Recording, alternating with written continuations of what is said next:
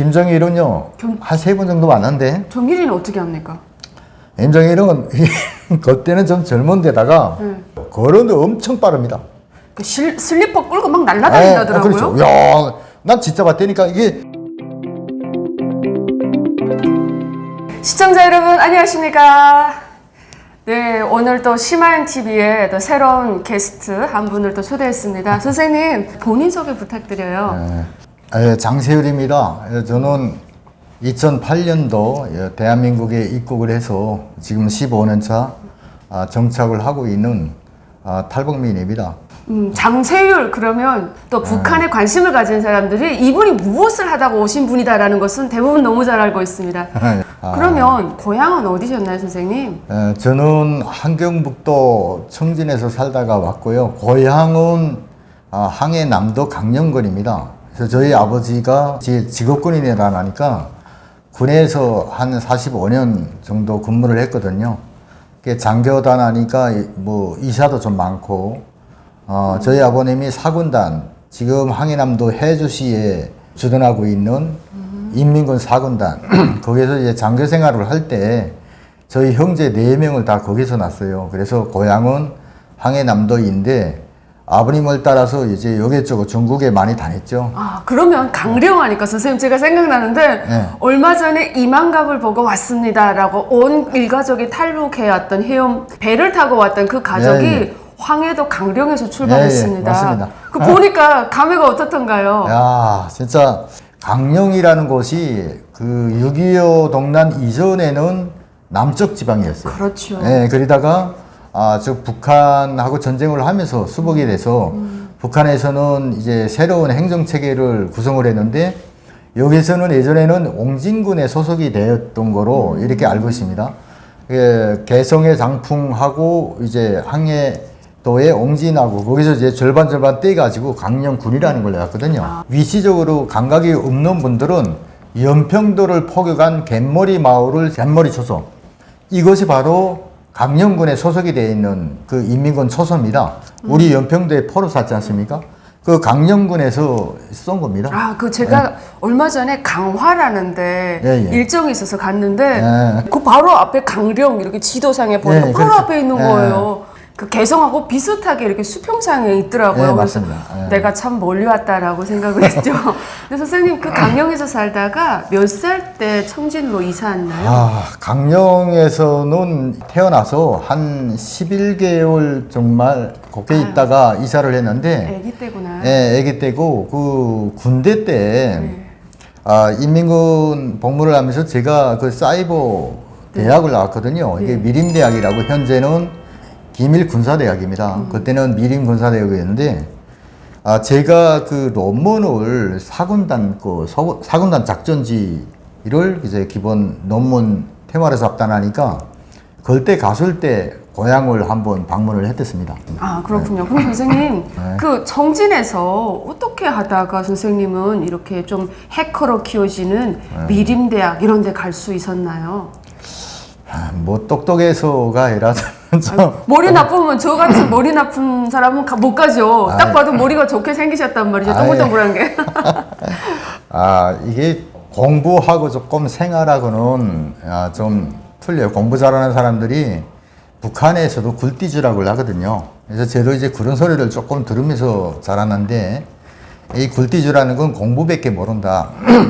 생활에서는 조금 이제 온찌다운 뭐 이래 그런 얘기들이 좀 있는데, 그러니까 생활에서는 잼명이고 그렇죠. 가족을 뭐 무슨 생계를 유지하고 그래 생활적인 머리는 없고 공부 머리는 특별하다라는 의미로 받아들이면 되겠네요.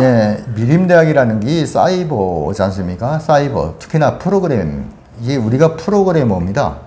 그러니까 여기에서는 이제 자격증도를 놓고 보면 컴퓨터에 관해서 서로 다 틀리잖아요. 뭐 북한은 프로그래머들이 기초적으로 습득을 해야 되는 자격증이 있는데 이게 전문가 자격이거든요. 수학, 특히나 고등수학, 그러니까 해석학 부분에서 전문가 자격을 취득을 해야만이 프로그래머가 되는 겁니다. 그러니까 이제 미림대학 가기 전에 저희가 이제 중학교를 졸업을 하고 수재양성기지라고 영재교육기관이라고 보시면 됩니다. 인민군대 이제 기술 이제 양성기지라고 해서 2년짜리 고등물리 전문대를 내왔는데 거기에서 수학, 물리 중등 전문가라고 그러니까 준전문가죠. 준전문가 자격을 받고 거기에서 이제 2,000명이 모여서 시험을 채워가지고 100명을 뽑으니까 그래서 20대 1 정도의 경쟁률이 있죠.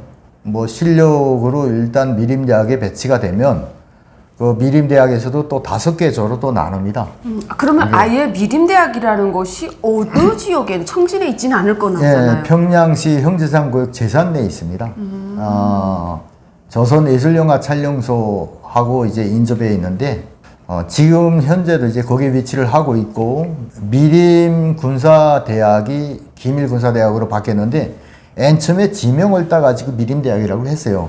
그 지역이 미림 비행장이 있는 지역이어서 미림이라고 하는 거죠. 초기에 그 86년도에 미림대학이 설립이 됐는데 김정일이 그때 조직비서를 할 때거든요. 그러니까 김정일이가 또 전자전에 대비를 해야 된다. 이래 해서 86년도 방침을 받고 비행장이 있는 곳에 대남 연락소 강습소가 있었어요. 그러니까 휴양소 같은 거기서 이제 모이면 강습도 하고 그동안의 족구 생활에 대한 뭐 청화도 하고 뭐 휴양도 좀 하면서 그러니까 그곳을 통보내고 그짝에 대학을 앉혔습니다.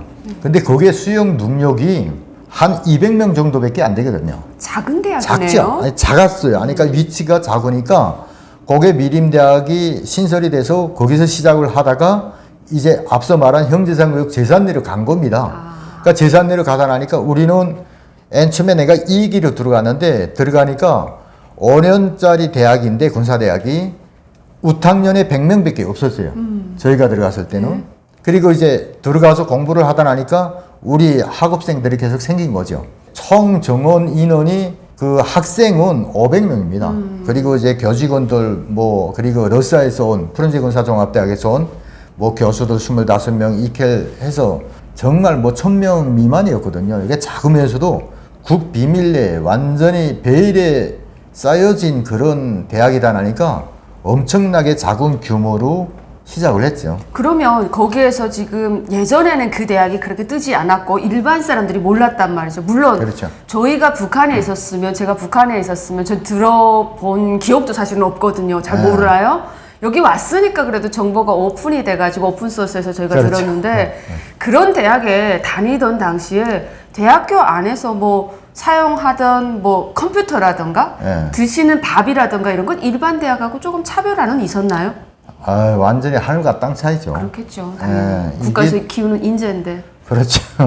저희 뭐 미림대학에 관해서는 뭐 공개된 자료들이 많지 않습니다만. 그러니까 오늘 좀 이야기 했어야 될 거 사실 아닙니까? 인민군대는 항상 못 먹고 배고프고 정말 이게 그 고난의 어떤 생활을 떠올리는 분들이 많아요. 그렇죠. 10년간. 그리고 이제 특수병군정은 13년인데 얼마나 그 어쨌든 청춘 시절을 거기다 다 바치는데 들어가면 맨 처음에 딱 거기서 군에 입대를 하면 이 분대장 뭐 부분대장들이 자기 다 삼천벌이에요. 10살 차이 나거든요. 토벌이가 직속 사관들이 다 그렇게 이제 10살 차이가 나거든요. 예, 힘들죠. 뭐 그 사람들 뭐 비유도 맞출래 훈련도 힘든데다가 먹는 거는 뭐 개뿔. 진짜 염장무 보고 인민군대 돼지고기라 그러잖아요.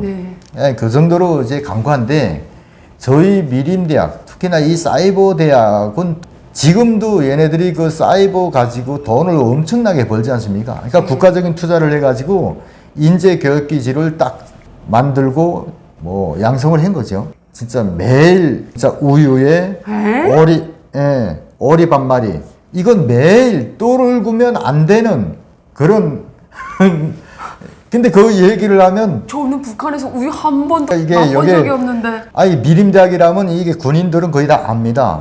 야 너희 그래 어떻게 먹었냐 하면 말하기 창피할 정도. 아니 그러니까 그 정도로 우리는 이 후방 이 보장이라든가 거기에서는 상당히 최고급으로 살은 거죠. 그러니까 북한이 어떤 목적을 위해서 만든 대학이기 때문에 최고의 인재들을 가져다 놓고 두뇌 회전이 빨리 되려면 또 잘 먹여야 되지 않습니까? 그렇죠. 그래서 사실 저는 이 이야기를 들으면서 거짓말이라고 생각하지는 않습니다. 그만큼 북한이 1986년도부터 공을 들였다는 게 그렇죠. 전자전, 정보전이 예. 대세인 시대가 올 것이라고 김정일이 그 때때가 점쳐졌다는 게 나는 그렇죠. 김정일이 바보는 아니구나라는 네. 생각을 하게 되는 순간입니다. 그 항장엽 선생님 처음에 여기 왔을 때 몇 번 만났댔어요. 그래서 제가 미림대학 출신이라고 하니까 야, 그 미림대학에 그 정일이 몇 번 갔었잖아. 그래서 그러더라고요. 그래서 예, 왕고 몇 번 봤습니다. 진짜요? 그 그죠? 얘기 해주세요. 어떻던가요? 김정일 딱 본 순간. 사실 이게 김일성, 김정일은 다 저희 대학을 다녀갔거든요. 근데 이게 팬턴이 틀려. 그러니까 뭐냐면 김일성은 그때 상당히 이제 그 고령이잖아요. 나이가 많고. 그러니까 정문에서 부대장이 이제 그 영접 보고를 합니다. 뭐 부대 차렷하면 우리는 그저 몽땅 다 딱 그저 숨죽이도 딱 있는데 거기에서 이제 보고를 하거든요. 정문에서 딱 내려가지고 부대장이 딱 보고를 하면 보고책 안 받아. 됐어 하고 이제 부대장 보고 야, 나 힘드니까 차 타고 들어갈게 하고 타요. 차 타고 지나가면서 이게 원래 내려서 이제 악수도 좀 하고 이래야 되는데 내가 그 있을 때 그 88년도 같으시니까 그때 88년이면은 김일성이가 몇 살 때야?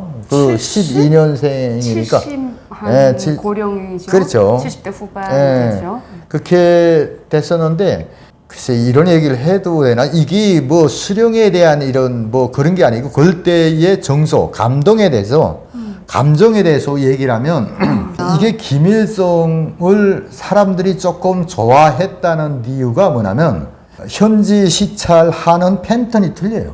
김일성은 딱 오면 맨 처음에 가는 게 식당입니다. 무조건. 코수가 식당 가서 우리 애들 뭘 먹는가 보자. 지일간 그 밥 내어라 된다고. 그 부관 보고 야 부관 저 들어가서 다른 거 내어질 못하게끔 여기 우리 애들 먹는 거 딱 내오게끔 너 따라 들어가 이린다고요. 오케이. 이제 나온 거 그리고 거기서 밥을 먹어요. 먹고 밥 먹은 다음에 그 다음에 이제 일꾼들 보고 이게 매일 주는 밥이냐 아니면 내가 오는 거 너희가 눈치채고 별도로 준비를 했냐 솔직히 말해라. 우리 매일 이렇게 공급을 합니다. 뭐 이렇게 하잖아요. 그러면 쭉 그렇게 해서 알았어 나면 창고문 다 열어. 그러면 이제 후방 창고 문들 쫙 열거든요. 그러니까 그런 걸 둘러보고 두 번째 코스가 군의소입니다. 무조건 군의소에 가서 입원 환자들. 그러니까 이게 사람들은 고령의 김일성이 병원에 가는 거를 아예 국력 맞거든요. 전염병 때문에. 아무래도 그 짝에는 뭐 감기 환자, 뭐 간염 환자, 뭐 별게 다 있잖아요. 그렇죠. 야, 여기에 지금 몇 명 입원을 했냐, 뭐 치료 상태가 그러니까 무조건 군인들의 어떤 이제 후방, 건강 이런 식생활과 이제 건강과 관련된 거를 먼저 보고 그 다음에 병실 봅니다. 제일 마지막에 가는 게 작전대예요. 그러니까 지부에 제일 늦게 가는 게 작전대인데 김정일은요 한 3번 정도 왔는데 정일이는 어떻게 합니까? 김정일은 그때는 좀 젊은 데다가 정문에서 보초를 받죠. 그때부터 걸어요. 걸어도 엄청 빠릅니다. 그 슬리퍼 끌고 막 날아다닌다더라고요. 그렇죠. 야, 난 진짜 봤다니까 이게 첫 사령관이 돼가지고 뭐 미림장 왔으니까 뭐 아이 부대가 어떻겠습니까? 막 그래서 그러죠. 그 뭐 한호하고 이러는데 박수를 치고 예 가다가 저 생각나는 거 딱 손 잡아요. 내 옆에 놈이 행운을 얻었죠. 내가 그렇게 열심히 박수 쳤는데 내하고는 악수를 안 하더라고. 쌩까고 가더라고. 그래서 이게 뚝뚝 두 번이 이제 악수를 하고 쭉 그다음부터 걸어요. 쭉 걸어서 맨 처음에 가는 게 작전대거든요. 작전대. 두 번째가 문화예술 선조대 공연을 봐요. 이게 반대거든요. 코스가. 사실 그 많은 사람들이 이게 오해를 하는데 김일성이가 저 수령 독재 체제를 만든 제일 나쁜 놈 중이 나쁜 놈이거든요. 제일 나쁜 정치범 수용소도 만들고 정말 이 3대에 이르는 세습의 독재 시스템을 완성을 한 게 김일성입니다.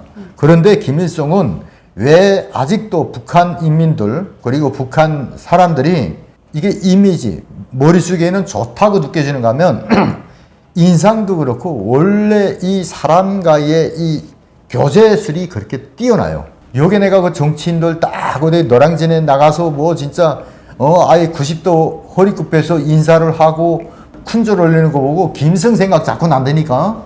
진짜요? 김일성이 그랬거든. 진짜요? 할 줄 아는 거야 정치를. 어디 가서 배우지도 않았겠는데 그런 이미지 정치에 대한 게 체화돼서 처음부터 뭐가 그러니까 몸에 있었던 거죠. 몸에 완전히 익숙돼 있어. 그래서 동무들, 그러니까 친구들과의 관리에서 상당히 이 사람은 이게 그런데 쌤이라고 좀 인자한 측면이 있어요.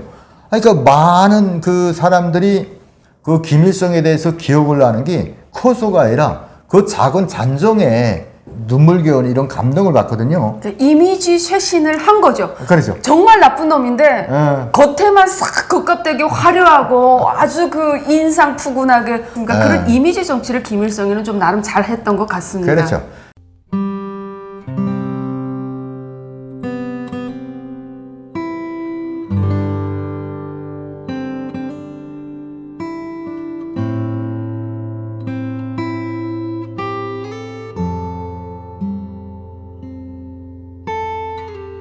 예, 성격이 워낙에 이 사람이 좀 다혈질 같은 그런 거잖아요. 그러니까 이게 정혜리가 난 공부를 그렇게 안 했대요.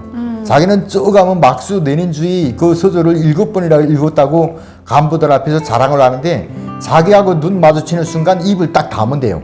아니 개별 교수가 황장림 선생님이잖아요. 그렇게 읽어보라고 했는데도 계속 바깥에 싸다니고 여자 보러 다니고 뭐 저 예술 촬영소 가서 놀아다니고 그랬대.